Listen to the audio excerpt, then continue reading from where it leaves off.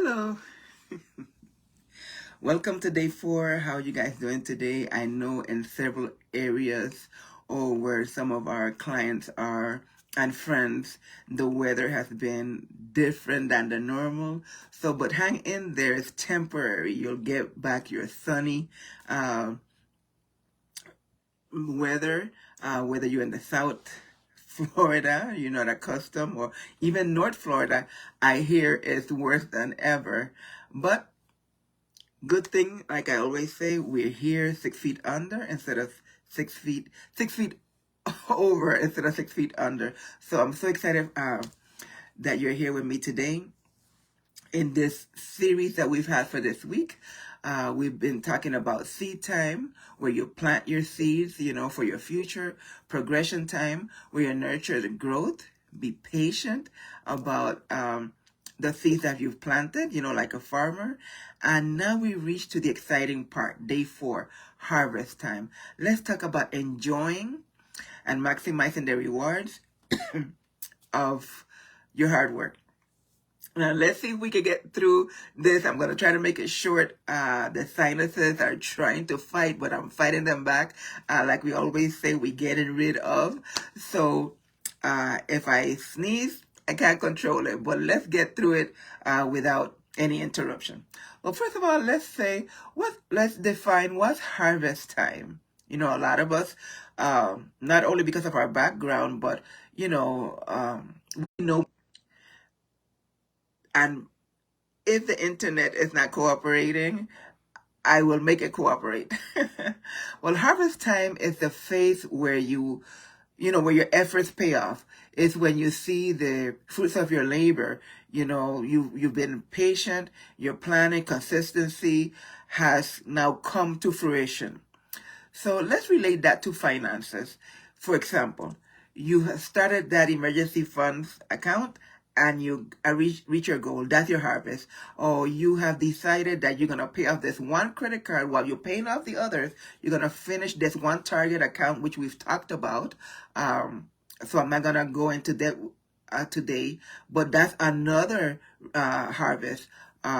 Or if you have already done that and started investing and wanted to reach to a particular goal, not that you're going to go and take it out, but that you see your money growing, that's also part of your harvest. So in real life example, remember we spoke about the avocado tree. This individual planted that seed and 10 years later, this tree has grown and they have been able to eat avocado from that tree. That is harvest, so the important part is that you feel that it's finally here, or you have finally accomplished that goal, whether if it's at the gym or, being able to run a marathon. You have been practicing, you've been patient, and you have achieved that goal. So the reward was worth the wait. That's all about the harvest time. The reward was worth the wait. So now we spoke about, not delayed gratification. Okay, well, now you have accomplished it. So what do we do now? Besides, don't go crazy. Well, we celebrate some wins, small wins. You could take a staycation, right? Because you're not going to go crazy. Well, based on what your goal was, maybe your goal was to put aside $20,000, to take a couple of dollars out of that because you have put your emergency fund, you have paid your credit card, and do a staycation. Or it's up to you. I'm not telling you what to do. But based on your funds, maybe you could do a vacation, correct? So that's a small win. And why is it important? Because it reinforces your positive habits. It makes you feel that the wait not only was worth it, but that you could do it over again. So it motivates you. It allows you to reflect. So also, it gives you, like I said, motivation. Sorry about that. The internet is making me trip. Don't worry. One of these days, we're not going to have any internet problems. As a matter of fact, today I declare it. No more internet problems. So like I say, some of your small wins or some of your small celebrations could be, taking your spouse out to dinner, taking your whole immediate family out to dinner to celebrate that particular win. And one of the things I think is important is to share your story with other people to motivate them to do the same thing. To set those goals, plant those seeds, and be patient and persist and consistent throughout that progression time. So when you celebrate, you're not just only enjoying the moment, but you're reminding yourself that growth is possible. In other words, that you could do it again. So if it was to um, train to run a marathon and you did it, it motivates you to say, something, next year I could do it again because I did it already. And that's just an example for those of you that are at least like that or have that in you. I have a specific area where I know I want to run. And I've been working on it, but I'm not there yet. But when I do accomplish it, it's going to make me feel, it was worth the work that you put into it. Not so much the weight, but the work that you put into it. So now that you have accomplished that goal, now that you reap your harvest, you see the results of what you've done. Of course, bringing it back to finances because that's our main topic. I give you life examples, but as a financial coach, sorry, if this is the first time you're coming across, this is Ellie Mae, your financial coach, helping you save money, make money, and eliminate debt. Eliminate the bad debt, correct? So now, what to do now? For example, it's a financial goal, and this is the first time ever you have been able to save this particular amount. What to do now? Well, you replant new seeds with portion of that money, because you want to continue the process going, right? You start a new goal, you build on existing goals, you move. Now, let's say if you were able to save, now maybe you're able to invest. And always remember, we do have the financial experts in our office that can help you if that's where you're at. So make sure you send me a message so that we can put you in touch with our financial experts based on what your needs and your goals. They'll help you to start an investment account. Also, you want to sustain that harvest. Different than a farmer when they reach their goal, which is whatever crop of corn or whatever it is. The goal is to, you reap that harvest and either feed your family, go to the market and sell it, make a living. So with finances, it's not to take all of that money and do something fun. Maybe that one of that goal was part of that goal was to have your down payment for a home. Remember, for your first home or your second home. Well, of course, you are going to do something different. You're going to do something with that financial goal that you achieve. If you know your down payment was supposed to be $30,000, correct? And maybe let's say you reach that goal.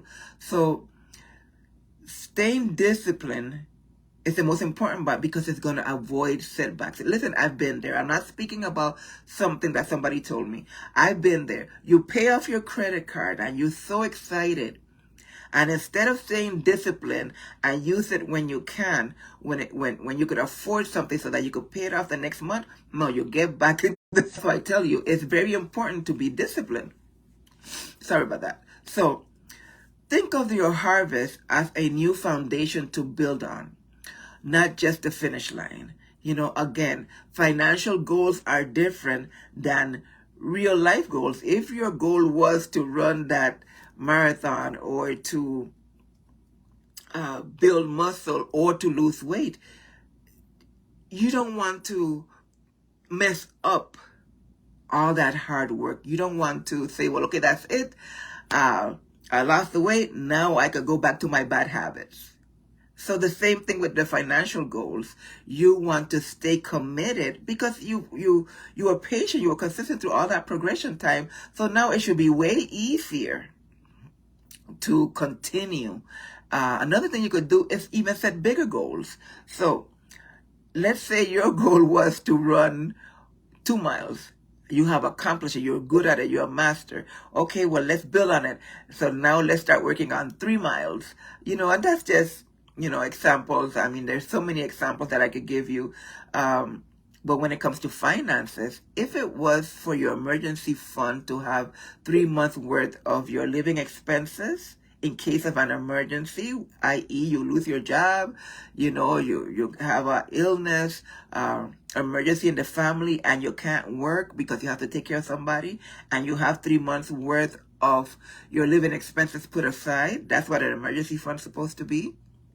Then if you do 3 months, that means you could do 4 months. That's it. You get it. So now that you have achieved those goals, right, you're going to set bigger goals, bigger milestones. And of course, the celebration is going to be bigger. So, put it in the comments if this topic resonates with you. What are some of the wins that you have accomplished and that you have celebrated? Or which wins you're about to accomplish right now? How did you, let's inspire other people. How do you reach them? Let's inspire people to do the same thing that you have done.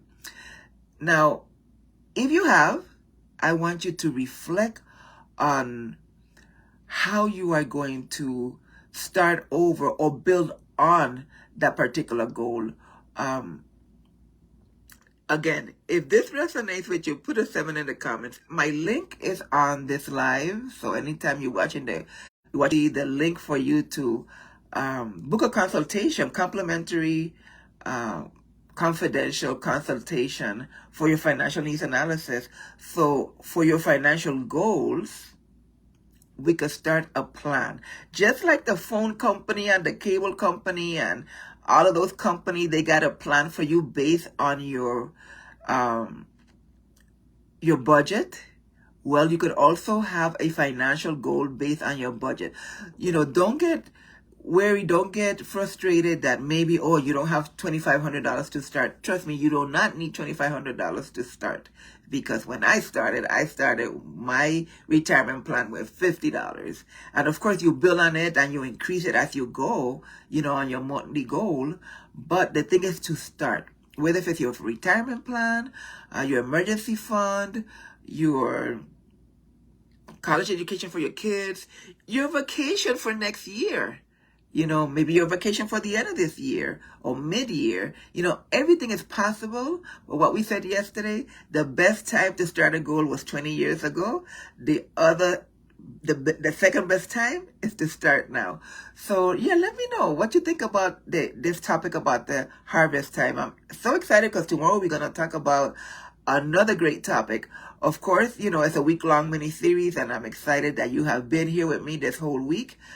For a couple of days left on this particular topic. Don't worry, you're not getting rid of me. I'm just saying about this particular topic.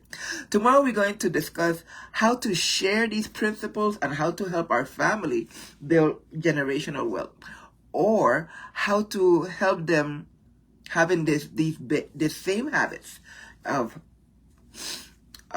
progression, seed time progression, planting seeds and reaping the harvest. Now, let me leave you with this closing thought. The seeds you planted have grown, and you're enjoying the fruit. You're celebrating it, but don't stop there. Use this moment as a stepping stone for even greater future, a greater plan, so even better retirement plan. Because I know some of you do have some kind of pension at your job. Again, it doesn't have to be retirement, whatever your financial goal is. So again, let me say it again. You planted your seeds have grown, and now you're enjoying the fruit of your labor. You're doing a mini celebration, you're doing a big celebration, but use this moment to reflect and use it as a stepping stone to go further. Again, thank you for hanging in with me, and I'm going to go and take something for my allergies because we're getting rid of that today. We're not tomorrow with the same thing. So tag somebody that you know, share this with people that you know, and I encourage them to start back in the, from Monday on the series of seed time, progression time, and harvest time. Really excited about tomorrow's topic because it has to do with your growth and how even to make it uh, a larger growth, not only for it to sustain, but ways to increase your growth.